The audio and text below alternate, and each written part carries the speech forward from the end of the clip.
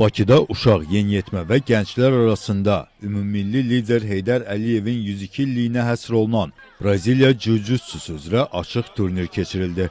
Tədbirdə Braziliya Jiu-Jitsu İctimai Birliyinin prezidenti Agil Acalov, Braziliya Jiu-Jitsu döyüş sənətinin Azərbaycanda banisi və İctimai Birliyin təsisçisi Taleh Həsənov, idmançılar və qonaqlar iştirak etdilər.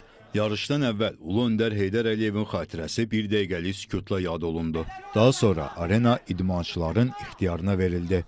İldən elə bizim idmançılarımızın həm respublika daxilində sayları artır. Milli məfkurəli, sağlam düşüncəli gənclərin yetişməsinə xidmət etdiyimizə görə bizim də elə ana xəttimiz elə vətənpərvərliyin təbliğidir və eyni zamanda da idman tərbiyəsinin təbliği ilə məşğuluq və bu günləri burada da regiondan idmançılar, komandalarımız iştirak edirlər və son deyərdim bir neçə il ərzində elə regiondan çıxan idmançılar beynəlxalq turnirlərdə yüksək nəticələr verirlər. Demək olar ki, elə bir beynəlxalq turnir yoxdur ki, bizim idmançılar orada nailiyyət əldə eləməsinlər. Və bu da beynəlxalq təşkilatlar tərəfindən təbii ki, yüksək səviyyədə qiymətləndirilir və daima bizə də dəstəklərini göstərirlər. Görürük ki, ildən ilə maraq daha da artır və bizi həm də sponsorlar, həm də Braziliya səfirliyi ilk günündən dəstəkləyir.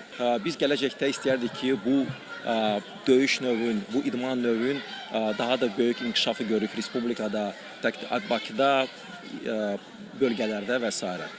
Bəli, biz Azərbaycanda birincisi çox maraqlı seminarlar keçirdirik. Planımız odur ki, belə bir yarışları və seminarları həm də bölgələrdə keçirdək. Yarış 4 tatamidə keçirilir. Hər tatamiyə 3 nəfər hakim ayrılıb. Yarışı maksimum səviyyədə ədalətli keçirməyə çalışırıq. Hər yarışa yeni hakimlər cəlb olunur.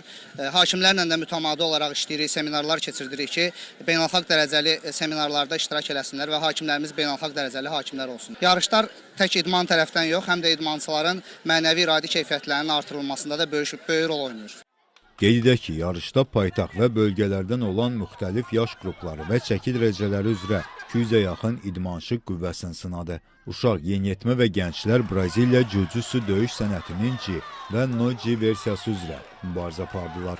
Komanda hesabında birinci yerə Suraxanlı Braziliya Jiu-Jitsu komandası, ikinci yerə Bakı Braziliya Jiu-Jitsu Akademiyası, üçüncü yerə isə Əkbər Hadiyev Braziliya Jiu-Jitsu komandası layiq görüldü. Sonda fərqlənən idmançılar medal, sertifikat və mükafatlarla təltif olundu.